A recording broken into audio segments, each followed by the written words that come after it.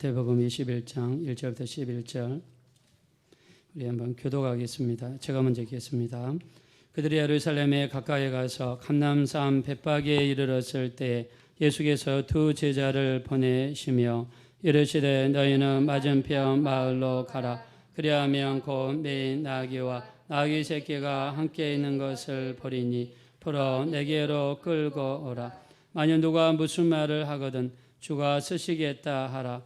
그리하면 즉시 보내리라 하시니 이는 선지자를 통하여 하신 말씀을 이르러 하임이라. 일러스되 시온 딸에게 이르기를 내 왕이 내게 임하나니 그는 겸손하여 나귀 곧 멍에 매는 짐승의 새끼를 탓도다 하라 하였느니라. 제자들이 가서 예수께서 명하신 대로 나귀와 나귀 새끼를 끌고 와서 자기들의 겉옷을 그 위에 얹음에 예수께서 그 위에 타시니 무리의 대다수는 그들의 겉옷을 길에 펴고 다른 이들은 나뭇가지를 베어 길에 펴고 앞에서 가고 뒤에서 따르는 무리가 소리 높여 이르되 호산나 다윗의 자손이여 찬송하리로다. 주의 이름으로 오시는 이여 가장 높은 곳에서 호산나 하더라.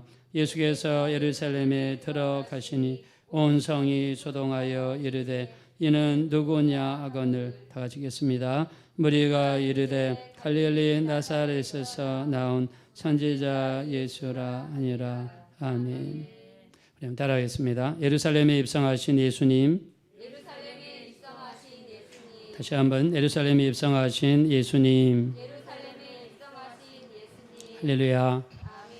네, 오늘은 종려주일입니다. 종려주일은 예수님께서 벳세다라고 하는 동네에서 예루살렘으로 올라가실 때 수많은 사람들이 길 양쪽에 서서 예수님을 환호하는데 자기들의 겉옷을 길에다 펴고 또 종려나무, 우리가 팜추리를 이렇게 길에 심어져 있는 종려나무를 꺾어가지고 예수님이 가시는 길에다가 폈습니다.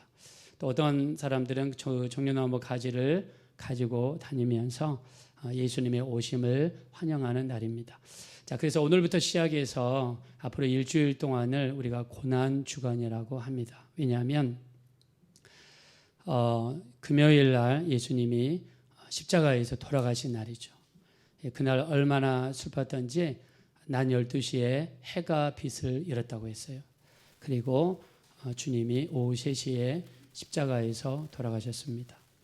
그리고 주님은 그 아리마대 요셉이라는 부자의 무덤 속에 들어가셔서 그 무덤 속에서 금요일 날, 토요일 날, 주일 날 새벽까지 계셨다가 주일 날 새벽에 우리 주님이 부활하셨습니다. 그리고 그 부활하신 날이 바로 다음 주가 됩니다. 자, 오늘 2000년 전 오늘은 예수님의 마지막 일주일입니다. 육체를 입고 계신 마지막 일주일이었어요. 자, 예루살렘으로 올라가신 다음에 주님께서요, 예루살렘에 올라가셔서 주님이 가장 먼저 하신 일은 예루살렘을 보시고 우셨다라고 그랬어요. 우리 누가복음 19장 41절에 보니까 성을 보시고 우셨다. 우리가 신약 성경에 보면 예수님이 우신 장면이 3군데가 나와 있습니다. 우리가 원래 남자들은 이렇게 눈물을 잘 안 흘리잖아요. 근데 예수님께서는 3번이나 우셨어요. 첫 번째는 예루살렘에 올라가셔서 우리 주님이 예루살렘이 멸망할 것을 보시고 우셨습니다. 우리 누가복음 19장 41절에 보니까 성을 보시고 우시되 오늘 너희가 평화에 가는 일을 알았더라면 좋을 뻔하였거니와 오늘 너희 눈에 가리웠도다. 날이 이를지라 원수들이 토둔을 쌓고 너희를 둘러 사면으로 가두고 너희와 너희 자손들을 땅에 메어 치며 돌 하나도 돌 위에 남지 아니하리라 그랬습니다. 자, 마지막 때 예루살렘에 다가올 무서운 심판을 주님이 보셨는데 예루살렘에 있는 사람들은 그거를 알지 못했어요. 깨닫지 못했습니다. 지금도 마찬가지죠. 우리가 이 육체를 벗어나는 순간 천국과 지옥으로 나눠지는데 수많은 사람들은 알지 못합니다. 심지어 교회를 다니는 사람들도 영적인 것에 대해서 관심 없는 사람들이 너무나 많습니다. 내가 주님 앞에 섰을 때 내가 어떤 말을 들을까? 또 어떤 칭찬을 받을까? 이렇게 깊이 생각하면서 살아가는 사람들이 많지 않습니다. 그래서 로마서 8장 6절에 이야기합니다. 육신의 생각은 사망이요 영의 생각은 생명과 평안이니라. 육신의 생각은 하나님과 원수가 되나니 하나님의 말씀에 굴복지 아니할 뿐 아니라 할 수도 없습니다. 육신에 거하는 자는 하나님을 기쁘시게 하지 못하느니라 그랬습니다. 너희가 만일 육신대로 살면 반드시 망할 것이로되 영으로서 몸의 행실을 죽이면 살리라라고 말씀했습니다. 할렐루야. 그래서 우리가 이 땅에 살면서 영적으로 살고 영적인 촉각과 하나님이 주신 영감을 가지고 우리가 세상을 분별하며 살아가는 것이 너무나 중요한데, 자, 예루살렘에 예수님이 들어가셨는데 예루살렘에 있는 수많은 사람들은요 다가올 심판, 다가올 멸망에 대해서 너무나 둔감했습니다. 그래서 주님이 우셨어요. 그때가 되면 너희와 너희 자손들을 땅에 메어치리라라고 말씀하셨는데 사람들은 전혀 관심을 기울이지 않았습니다. 자, 월요일 날 주님이 어떤 일을 하셨는가? 우리가 이번 주가 사순절 세순 특세 마지막 주거든요. 그래서 이번 주는 우리가 새벽기도마다 시편을 이렇게 돌아가면서 묵상을 했는데 이번 주는요 우리가 예수님께서 마지막 일주일을 어떻게 보내셨는가 말씀을 묵상하려고 해요. 그래서 우리가 월요일 날 잘 아시는 것처럼 예수님이 시장하셔서 무화과나무에게 찾아가셔서 입이 무성했기에 열매가 있을 줄로 아셨고 갔는데 열매가 없었습니다. 그래서 주님께서 무화과나무를 저주하시니 무화과나무가 말랐는데 어떻게 말랐습니까? 뿌리로부터 말랐어요. 자, 뿌리로부터 말랐을 때 제자들이 예수님께 물어보죠. 주님이 저주하신 무화과나무가 말랐나이다. 자, 주님은 어떤 사건을 통해서 반드시 말씀과 연관을 시키시죠. 마가복음 11장 22절에 하나님을 믿으라. 자, 하나님을 믿으라 이 말은 하나님의 믿음을 가지라 그랬습니다. 자, 제가 여러분을 축복하겠습니다. 여러분의 삶 속에 하나님이 주시는 믿음으로 충만하기 원하시면 다 같이 아멘 하겠습니다. 하나님을 믿어라. 너희가 이 산들로 들려 저 바다에 던지우라 하고 그 말한 것이 이루어질 줄 믿고 마음이 의심치 아니하면 그대로 되리라. 너희가 기도할 때에 무엇이든지 믿고 구한 것은 받은 줄로 믿어라. 그래야면 너희에게 그대로 되리라. 할렐루야. 우리 기도할 때마다 하나님이 원하시는 믿음이 뭐냐면 기도에 있으면 이루어질 줄로 믿으라는 거예요. 그게 하나님이 원하시는 믿음인 줄로 믿습니다. 이 믿음이 여러분에게 충만하셔서 기도하는 모든 제목마다 이루어지게 되시기를 예수 이름으로 축원합니다. 이걸 이렇게 축복하신 날이 월요일 날이었어요. 자, 화요일 날은 변론하셨고요. 수요일 날은 예수님을 죽이려고 사람들이 모의했고요. 목요일 날 저녁에는 무슨 일을 했습니까? 제자들을 모아두시고 최후의 만찬을 하셨습니다. 12명의 제자들을 다 모아두시고 거기에 가룟 유다도 있었습니다. 지금 나와 함께 그릇에 손을 넣고 있는 자가 나를 팔리라고 그때까지 경고했지만 들을 기가 없었던 가룟 유다는 예수님의 말씀을 깨닫지 못했습니다. 요한복음 13장 2절에 보니까 식사할 때 가룟 유다의 마음속에 예수를 팔려는 생각을 마귀가 집어넣었다라고 그랬습니다. 자, 더러운 생각, 안 좋은 생각이 여러분 들어오면 어떻게 됩니까? 주님, 내가 이런 생각을 품은 것을 용서해 주십시오. 예수님의 보혈로 깨끗하게 씻어 주십시오. 나사렛 예수 이름으로 명하노니 이 생각은 예수 이름으로 깨질지어다. 할렐루야. 이렇게 거부했어야 되는데 거부했다는 말씀이 없어요. 가룟 유다는 밖에 나가서 예수님을 은 30에 팔았습니다. 자, 그리고 예수님은 식사하신 다음에 제자들에게 발을 내놓아라 하시고 수건을 허리에 동이시고 세숫대야를 가져오셔서 물을 담으시고 제자들의 발을 씻어주셨어요. 그러시면서 주님이 말씀하시죠. 요한복음 13장 13절부터 15절에 보니까 너희가 나를 선생이라 또는 주라 하니 너희 말이 옳도다. 내가 그리하다. 내가 주와 또는 선생이 되어 너희 발을 씻겼으니 너희도 서로 발을 씻는 것이 옳으니라. 내가 너희에게 행한 것 같이 너희도 서로 행하게 하려 하여 내가 본을 보였노라 라고 말씀했습니다. 자, 예수님은 제자들의 발을 씻어주셨어요. 자, 씻어주신 이유는 끝까지 섬기시는 그 주님의 모습을 우리 주님께서 우리에게 보여주셨습니다. 자, 그리고 제자들에게 다락방 강화를 하시죠. 자, 예수님의 유명한 설교 두 개라고 그랬죠. 하나는 산상순, 마태복음 5장, 6장, 7장.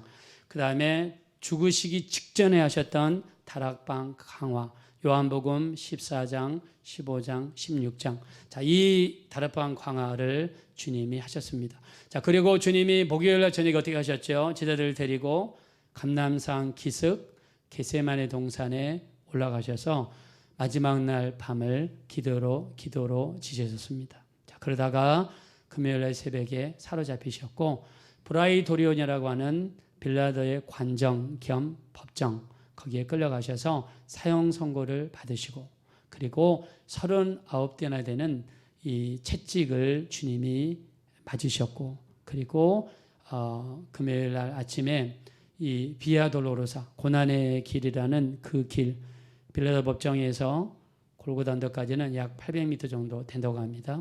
그 길을 45kg 정도 되는 십자가 횡목을 어깨에 메시고 주님이 올라가셨습니다. 올라가시다가 너무나 힘드셔서 쓰러지셨어요. 그때 구레네 시몬이라는 사람을 붙잡아서 억지로 십자가를 지게 만들었습니다. 구레네 시몬이 예수님을 처음으로 가까이에서 만나는 순간입니다. 근데 그 짧은 시간 동안 구레네 시몬에게 놀라운 하나님의 역사가 일어났습니다. 구레네 시몬이 십자가를 지고 가다가 예수님을 개인적으로 경험하고 만나는 역사가 나타났습니다. 우리 고난주간은요, 예수님을 깊이 있게 만나는 시간입니다. 이번 고난주간을 통해서 우리와 우리 주변에 있는 모든 분들이 예수님을 인격적으로 만나는 그런 귀한 기간이 되어지시기를 예수 이름으로 축원합니다. 자, 그리고 주님은 금요일 오전 9시에 십자가에 매달리셨습니다. 자, 우리가 예수님이 매달리실 때 못 박힌 자국이 대부분 손바닥으로 알고 있는데 많은 사람들은 손목이라고 이렇게 이야기를 합니다. 왜냐하면 손바닥에다가 못을 박으면 찢어져 가지고 성인의 몸을 지탱하지 못한다고 합니다. 그래서 아마 여기 손목에 주님이 못이 박히지 않았나. 그리고 발목에 박혔습니다.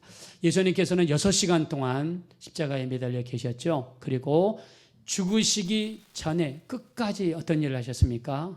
바로 전도의 일을 하셨어요. 한편 강도가 이야기합니다. 주여 주의 나라에 임하실 때 나를 기억하여 주옵소서. 그때 주님께서 네 낙원에 있으리라. 자, 이 강도는 예수님이 돌아가시자마자 최초로 예수님과 함께 낙원에 간 강도로 기록이 되어졌습니다. 자, 그는 일평생 수많은 죄와 더러운 일을 했지만 마지막 순간 예수님을 만났고 영접하는 그 순간에 그는 구원을 받았습니다. 어떤 사람들은 구원받기 위해서 내가 예수 믿은 날짜를 기억해야 된다. 또 어떤 사람들은 38계단을 무릎으로 올라야 된다 이야기하지만 그렇지 않습니다. 우리 로마서 10장 13절 누구든지 주의 이름을 부르는 자는 구원을 받으리라 하셨습니다. 할렐루야. 자, 근데 구원을 우리가 받는 것은 너무나 쉬운 일이지만 그 구원을 지켜나가는 것은 어렵습니다. 그래서 우리 마태복음 24장 13절에 끝까지 견디는 자가 구원을 얻으리라 그랬습니다. 여러분이 이 땅에 살면서 수많은 미혹과 유혹이 있다 할지라도 우리 여러분이 주신 그 믿음을 세상과 타협하지 아니하고 우리 죄와 타협하지 아니하고 끝까지 끌고 갈 수 있는 여러분과 제가 되시기를 예수 이름으로 축원합니다. 우리 그렇게 되기 원하시면 다 같이 아멘 하겠습니다. 자, 이때 당시 우리가 본문을 들여다보시기 전에 약간 배경을 이해를 해야 되는데, 자, 이때 당시 이스라엘은요, 로마의 속국이었습니다. 로마의 식민지. 우리나라도 일제 36년을 지났죠. 일제시대 때 일본의 식민지 생활을 하면서 얼마나 힘들고 어려운 일을 당했습니까? 요즘에 뉴스에 가장 많이 나오는 기사가 위안부죠. 예, comfort woman. 예, 근데 사실은 슬레이브란 말이 더 맞는데, 위안부 여자들.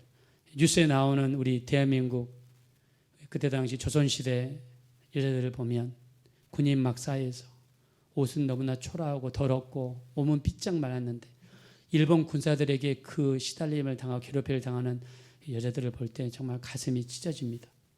자, 식민지 생활은요, 힘들고 어려운 거예요. 근데 이때 당시 예수님이 오셨을 때는요, 이스라엘도 로마의 식민지였어요. 나라를 잃었습니다. 자, 자, 이스라엘이 나라를 잃은 것은 거슬러 올라가면 BC 63년에 나라를 잃었다고 합니다. 자, 이때 당시 로마는요, 삼두 정치가 성행하고 있었어요. 로마는 한 사람의 임금이 있는 것이 아니라 세 명의 지도자가 로마를 분할해서 다스리고 있었습니다. 가장 큰 사람이 카이사르, 다른 말로 시저. 두 번째는 폼페이어스, 세 번째는 마르쿠스. 이 세 사람이 그 로마 제국을 세 개로 나눠가지고 통치를 하고 있었어요. 이때 폼페이어스라는 장군이 이스라엘을 쳐들어와가지고 이스라엘을 식민지 만들어버리고 말았습니다. 자, 이스라엘은요, 지중해에서 굉장한 전략적 요충지입니다. 로마 제국 내에서 다른 아주 중요한 도시들이 많지만 딱 두 개를 들라고 그러면 첫째는 이집트. 왜냐하면 나일강 주변으로 수많은 농토가 있어가지고 엄청난 식량을 생산했고 여기에서 생산된 식량을 육지를 거쳐서 로마까지 운반했다고 해요. 두 번째 중요한 장소는 시리아입니다. 시리아는요, 동양과 서양이 만나는 장소에 있어서 갖가지 귀한 물건들이 거래되는 큰 시장을 형성하고 있었어요. 그래서 거기에서 빼먹을 수 있는 게 많았던 거예요. 그래서 중요한 데가 시리아, 그 다음에 이집트인데, 시리아는 이스라엘의 동쪽에 있고요, 이집트는 이스라엘의 남서쪽에 있어요. 로마에서 이집트를 가려면 이스라엘을 지나가야 되고, 로마에서 시리아를 가려면 이스라엘을 지나가야 돼요. 그러면 이스라엘을 다른 나라가 와서 점령해버리면 갈 수 있어요, 없어요? 없는 거예요. 그래서 이스라엘을 딱 장악하고, 다른 데는 군사들이 많이 주둔하지 않았는데 이스라엘만큼은 장관급이 와서 거기에 주둔하면서 이스라엘을 지배하고 있었어요. 이스라엘 사람들은 이걸 아주 싫어했습니다. 우리나라도 마찬가지죠. 일제에 저항하기 위해서 김자진 장군이라든가 아니면은 유명한 사람들, 안중근 의사라든가 이런 사람들이 저항하고 막 싸웠잖아요. 우리나라도. 이스라엘도 마찬가지예요. 이스라엘도 이 저항하고 싸웠어요. 대표적인 전투가 마사다 전투입니다. 마사다는 산 이름이에요. 450m 산 높이 꼭대기에 축구장 한 몇십 개를 합칠 만한 면적의 넓은 평원이 자리 잡고 있었어요. 거기는 피난처로 만들어진 도시였기 때문에 평상시에 오는 모든 물을 가둬둬 가지고 1000명의 사람들이 50년 동안 먹을 수 있는 물이 거기에 있습니다. 그리고 거기는 차가운, 낮에는 덥고 밤에는 차가워서 음식 저장고가 있어서 가지고 온 모든 음식을 100년 정도 저장할 수가 있었어요. 나중에 로마 군대에 저항하다가 1000명의 열심당원들이 여기에 가가지고 끝까지 싸웠습니다. 끝까지. 그러다가 나중에 저항하지 못하는 것을 발견하고 어떻게 했습니까? 옛날에 한번 이야기했죠. 이방인들에게 죽는 것을 아주 불명예스럽게 생각해요. 로마 군인들에게 죽는 것을 아주 불명예스럽게 생각했습니다. 마사다 성벽이 무너지고 로마 군인들이 쳐들어올 때 그들이 모여서 회의를 했습니다. 우리가 로마 군인들에게 죽는 것보다 차라리 우리 스스로 죽자. 그래가지고 모든 남자들은 자기 가족을 다 죽이게 만들었어요. 모든 남자들은 자기 가족을 어머니고 아버지고 자식들이고 다 죽였어요. 그럼 남자들만 남았잖아요. 그러면 10명의 남자들을 골라가지고 나머지 남자들을 모두 다 죽였다고 합니다. 그리고 10명 남았잖아요. 한 명을 딱 정해서 한 명이 9명을 죽이고 마지막 한 명이 자기 목숨을 자기 스스로 죽였습니다. 자, 이 정도로 처절하게 로마에게 저항하는 민족이 이스라엘 민족이에요. 근데 예수님이 이 땅에 오셨을 때, 자, 이스라엘 사람들은요, 예수님을 보니까 예수님이 떡 5개 물고기 2마리로 5,000명을 먹여 살리네요. 12광주리가 남네요. 아, 이 사람이다. 이 사람이 우리를 먹여 살릴 수 있는 사람이다. 예수님을 보니까 무리를 걸어가요. 죽은 자를 살립니다. 나사로를 살리시네요. 수많은 병든 자를 고치는 기적과 표적을 행하셨어요.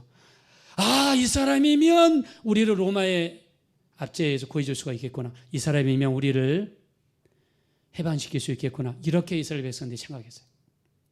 그래서 이스라엘 백성 예수님께서 예루살렘에 입성하실 때 이런 배경 속에서 예수님이 돌아올 때 수많은 사람들이 드디어 우리를 구원해 줄 메시아, 우리를 해방시키고 독립시켜 줄 메시아, 이런 메시아로 이스라엘 백성들은 환영했습니다. 자, 우리 한번 구체적으로 보시겠습니다. 우리 본문으로 돌아가셔서 1절과 2절 보겠습니다.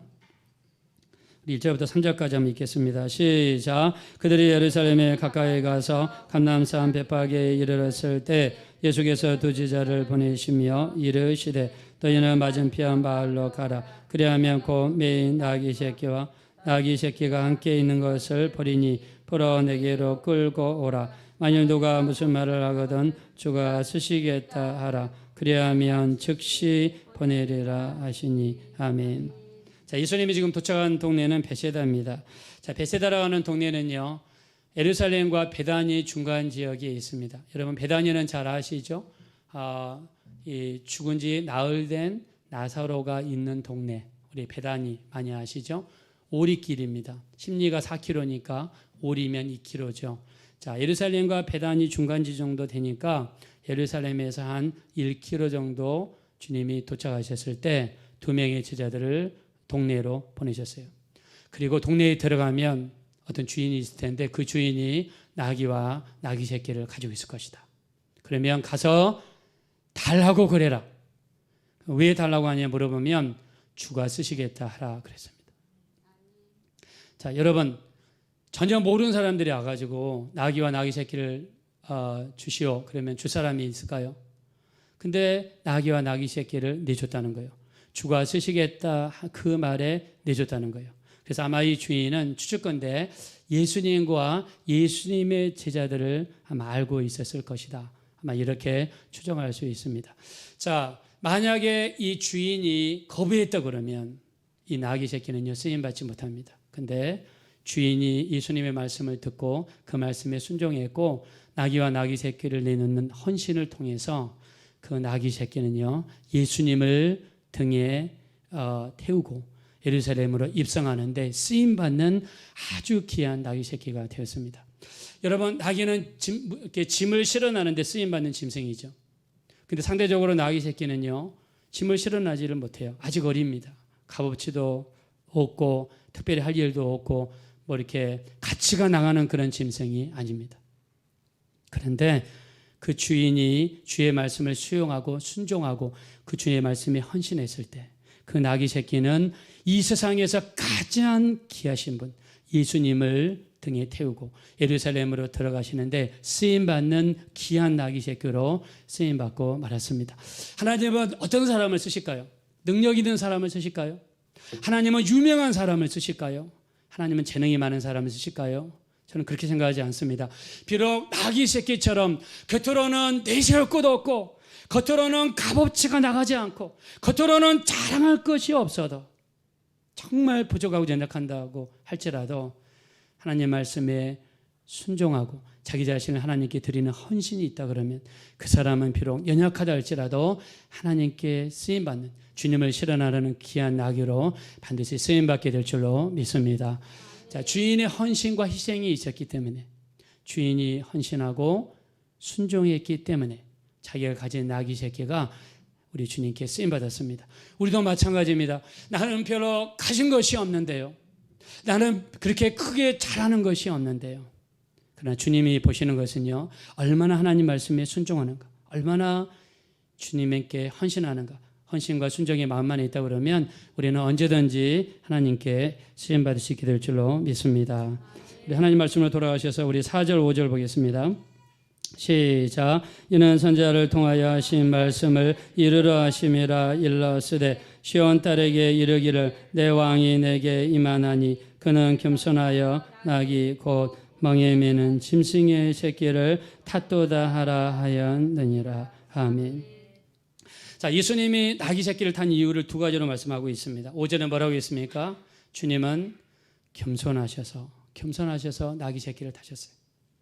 자, 수많은 사람들이 몰려있는 그곳에 예수님이 들어가실 때 아마 백마 타고 갈 수도 있습니다. 아니면은 정말 이 아주 요란하고 사치스러운 마차를 타고 주님이 입성할 수도 있었어요. 근데 주님은 어린 나귀 새끼를 타고 가셨어요. 그 이유는 성경에서 예수님은 겸손하셔서 나귀 새끼를 타셨습니다. 자, 예수님을 따르는 우리들도 어떤 삶을 살아야 될까요? 우리들도 주님처럼 우리가 겸손한 삶을 살아야 될 줄로 믿습니다. 자, 우리 한번 옆에 뒤에 있는 분들은 서로 우리 고백하겠습니다. 예수님처럼 겸손한 삶을 살아갑시다. 우리 한번 서로 고백하시죠. 우리 그런 삶을 사시기를 예수 이름으로 축원합니다. 자, 두 번째는 말씀을 이루시려는 주님의 모습입니다. 자, 성경에 그렇게 예언되었기 때문에 그 말씀대로 순종하고 말씀을 이루려는 주님의 모습이 나와 있어요. 우리 한번 4절 다시 한번 보겠습니다. 시작. 이는 선지자를 통하여 하신 말씀을 이루려 하심이라 일렀으되. 자, 겸손하여 나귀 새끼를 타셨다, 이 말은 스가랴서 9장 9절에 나오는 말씀입니다. 예수님 예루살렘에 들어가실 때 이 땅에 오시는 메시아는 나귀 새끼를 타고 가신다는 이 예언의 말씀을 이루시려는, 말씀대로 사시고 말씀대로 이루시려는 주님의 모습이 나와 있어요. 우리도요, 이 땅에 살면서 말씀을 이루려고, 말씀대로 순종하려고 어떻게 하든지 하나님의 말씀이 나를 통해서 이루어지기 위해서 우리도 몸부림치는 그런 삶을 살아야 될 줄로 믿습니다. 우리가 이 예수님께서 기도하실 때, 기도하시고 있는데 로마의 병사들이 달라들었죠. 그리고 예수님을 포박했습니다. 그때 옆에 있는 베드로가 일어나가지고 칼을 들어가지고 이 대제사장이 종 말고의 귀를 잘랐습니다. 귀가 떨어지니까 예수님께서 귀를 붙으시고 다시 귀를 붙여주시면서 주님이 말씀하시죠. 우리 마태복음 26장 52절부터 54절에 보면 네 칼을 도로 칼집에 꽂으라. 칼을 가지는 자는 칼로 망하리라. 내가 아버지께 구하여 지금 12군단이나 더 되는 천사들을 보내달라고 할 수 없는 줄로 아느냐. 내가 만일 그렇게 하면 이렇게 되리라 하신 성경이 어떻게 이루어지겠느냐 하시니라 그랬습니다. 자, 예수님께서는 다시 칼을 꽂으라고 그러시고 말고의 귀를 다시 고쳐주시면서 뭐라고 하셨냐면 내가 만일 12군단이나 더 되는 천사들을 보내달라고 할 수 있지 않겠느냐. 그래서 여기 있는 사람들 싹 썰어버리고 내가 승리할 수 없겠느냐. 그러나 성경을 이루어지게 하기 위해서 예수님은 그렇게 하시지 않는다는 것을 말씀했습니다. 끌려가시는 그 순간에도 말씀대로 이루시고 말씀대로 이루리라는 우리 주님의 의지와 순종이 나타나는 말씀입니다. 우리도 이 땅에 살면서요, 정말 하나님 말씀이 내게 이루어지게 하소서, 말씀대로 내게 이루어지게 하소서, 말씀대로 내게 하나님의 역사가 나타나게 하여 주시옵소서. 우리 이런 기도 드리신 여러분 되시기를 예수 이름으로 축원합니다. 자, 그때 예수님이 가실 때 어떻게 합니까? 우리 한번 8절 보겠습니다. 시작. 무리의 대다수는 그들의 겉옷을 길에 펴고 다른 이들은 나뭇가지를 베어 길에 펴고. 아멘. 자, 예수님이 지금 예루살렘에 올라가시는데 자, 수많은 사람들이 겉옷을 펴가지고 길에 폈습니다. 또 나뭇가지를 꺾어가지고 길에 폈습니다. 이 행위는요, 헤롯과 같은 왕이 행차할 때 하는 백성들의 행위입니다. 예수님은 어떻게 알았다는 겁니까? 임금을 이 땅에 오시는 왕으로 지금 예수님을 대접해 주는 것이죠. 자, 그리고 그들은 외칩니다. 우리 한번 9절 보겠습니다. 다 같이 읽겠습니다. 시작. 앞에서 가고 뒤에서 따르는 무리가 소리 높여 이르되 호산나 다윗의 자손이여 찬송하리로다. 주의 이름으로 오시는 이여 가장 높은 곳에서 호산나 하리라. 아멘. 자, 예수님이 들어가시는데 수많은 사람들이 입에서 외쳤습니다. 호산나 다윗의 자손이여 팍 하면서 주님을 찬양하고 높여드렸어요. 자, 호산나라는 뜻이 무엇입니까? 주여 우리를 구원하소서, 이런 뜻입니다. 주여 우리를 구원하소서. 그 소리가 얼마나 컸던지요. 우리 한번 10절 보겠습니다. 다 같이 읽겠습니다. 시작. 예수께서 예루살렘에 들어가시니 온 성이 소동하여 이르되 이는 누구냐 하거늘. 아멘. 자, 예수님이 들어가시는데 온 성이 소동했다 그랬습니다. 자, 소동이라는 단어를 헬라어로 보니까 세이오라고 그럽니다. 세이오란 말은 지진이 나서 땅이 진동하다, 이런 뜻을 가지고 있어요. 자, 이 세이오란 단어가요, 우리 사도행전 4장 4장에도 우리가 이렇게 나와 있는데 4장 28절부터 31절에 보면 이 제자들이 모여가지고 기도합니다. 하나님의 권능과 뜻대로 이루려고 예정하신 그것을 행하려고 우리가 이 성에 모였나이다.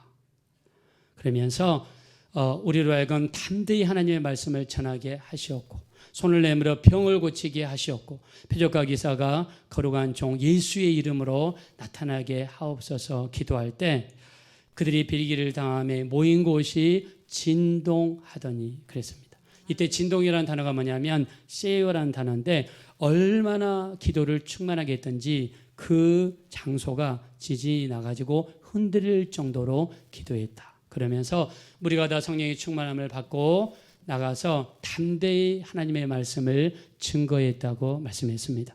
자, 예수님이 들어가실 때 성 안에는 수많은 사람들이 소동했습니다. 진동이 날 정도로 얼마나 굴렀든지 뛰었든지 알 수는 없지만 땅이 진동할 정도로 그들이 소동했습니다. 자, 근데 그들이 이렇게 예수님을 환영하고 좋아한 것은 이제 우리 예수 믿고 구원받았구나. 이제 우리는 하나님의 자녀가 되었구나. 자, 이런 기쁨에서 예수님을 환영했다기보다는 이 땅에 예수님을 정치적으로 오신 메시아로 그들은 받아들였습니다.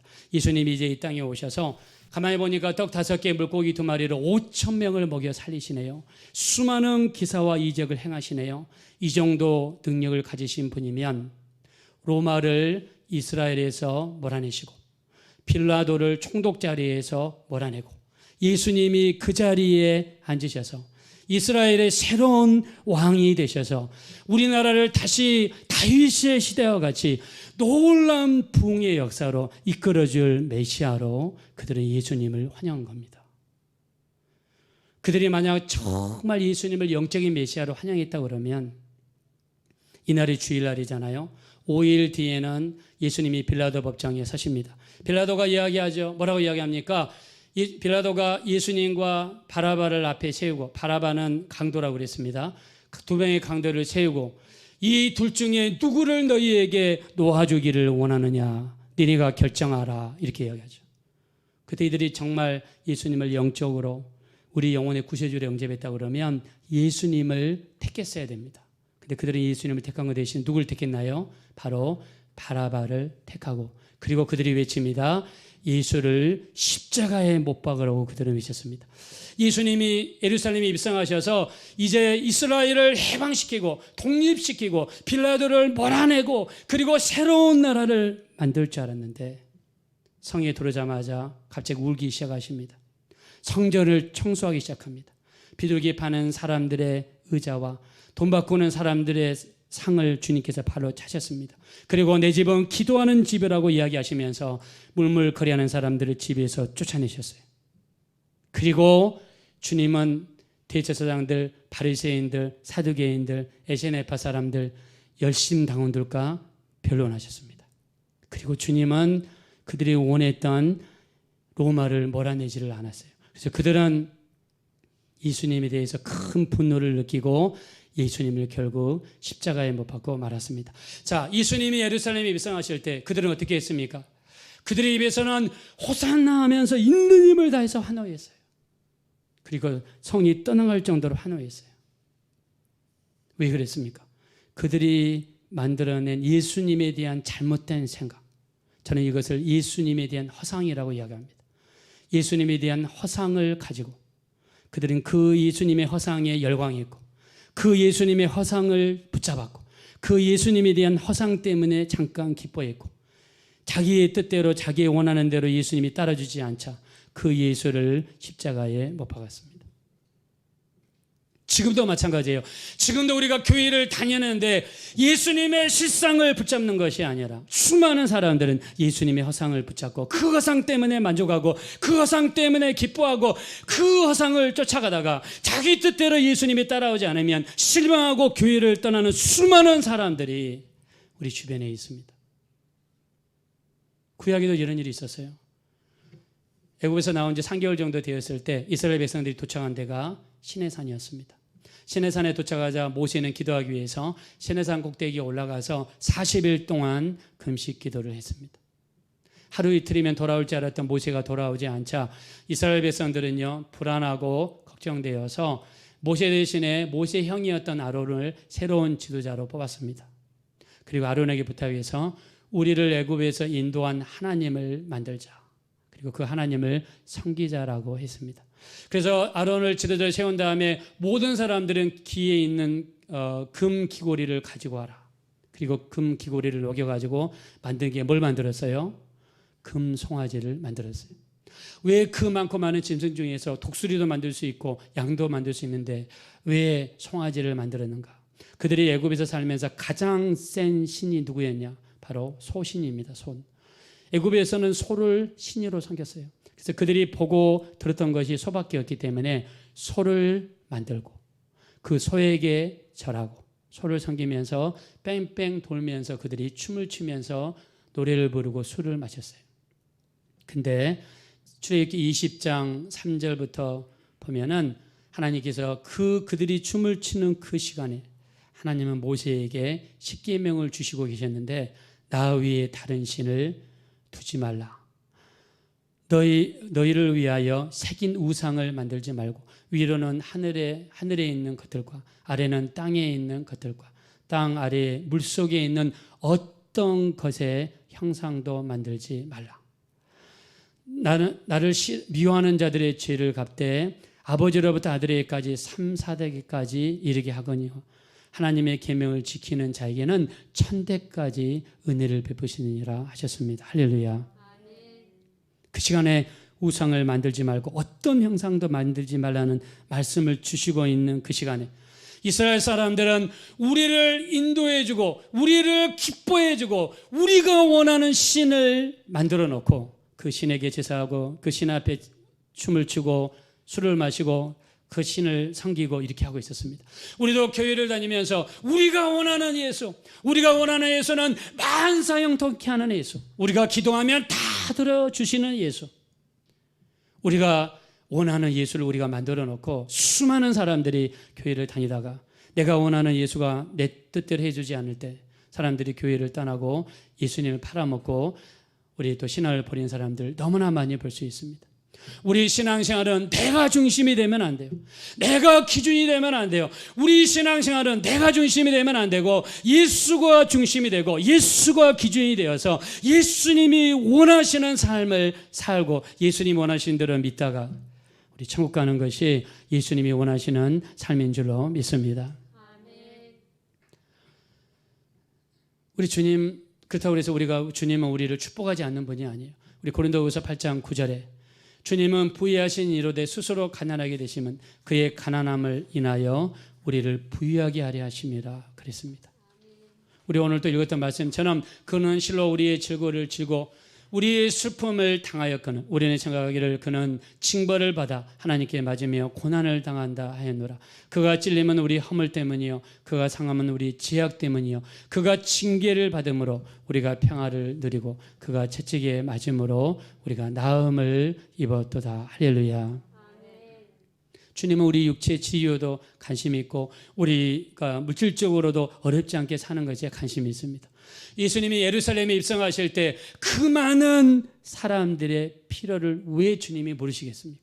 근데 주님은 정말 관심 있는 것은 이 땅에서 60년, 100년 살다가 잠깐 기쁘게 해줄 물질적인 것, 육신적인 것보다는 물론 그것도 구하고 기도하면 하나님이 채워주시지만 그것보다는 우리가 이 육체를 벗어났을 때 영원한 세계가 펼쳐지는데 천국이냐 지옥이냐 둘 중에 하나를 선택해야 되는데 우리가 예수를 몰라서 무서운 곳에 떨어져 영원토록 고통받는 것을 주님이 알고 계시는데 우리 주님은 우리 영혼이 예수 믿고 하나님의 자녀가 되고 우리가 구원을 받고 이 땅에서 육체를 입고 살면서 하나님을 열심히 섬기고 열심히 신앙생활하다가 우리 영혼이 구원받아 천국 가는 것에 가장 큰 관심이 있다라고 믿습니다. 그래서 우리가 이 땅에 살면서 우리가 영적인 생활을 하셔야 돼요. 영적인 눈을 가져야 됩니다. 내가 중심이 돼서는 안 되고 주님이 중심이 되셔서 주님이 원하시는 우리 그런 삶을 살아갈 때 우리 주님이 기뻐하시고 오늘 2000년 전 종료주일날 우리 주님이 오신 날인데 더 주님이 원하시는 그런 삶의 모습으로 바뀌게 될 줄로 믿습니다. 우리 주님 기쁘게 해드리는 우리 모두가 되어주시기를 예수 이름으로 축원합니다. 자, 우리 어떻게 하면 주님의 은혜를 갚을 수 있을까요? 무슨 말로서 그 사랑을 감사할 수 있을까요? 우리 한번 찬양으로 하나님께 영광 돌리겠습니다.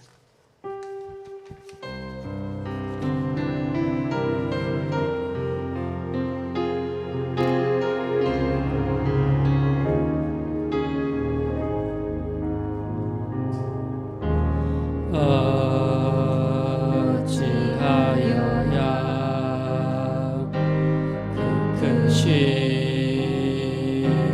은혜 갚으리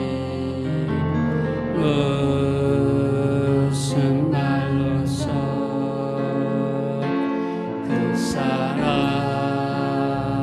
참 감사하리요 하늘에 천군 천사라도 나의 마음 모르리라 나 이제 새 소망이 있음은 당신의 우리 가슴에 손 얹으시고 하나님께 영광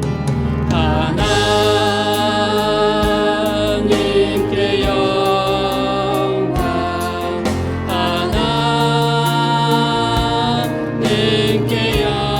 하나님께 영광 하나님께 영광 날 사랑하신 주 그 피로 날 구하사 죄에서 건지셨네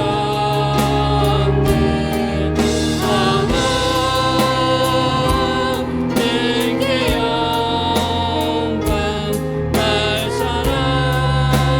사랑하신 주 바치리라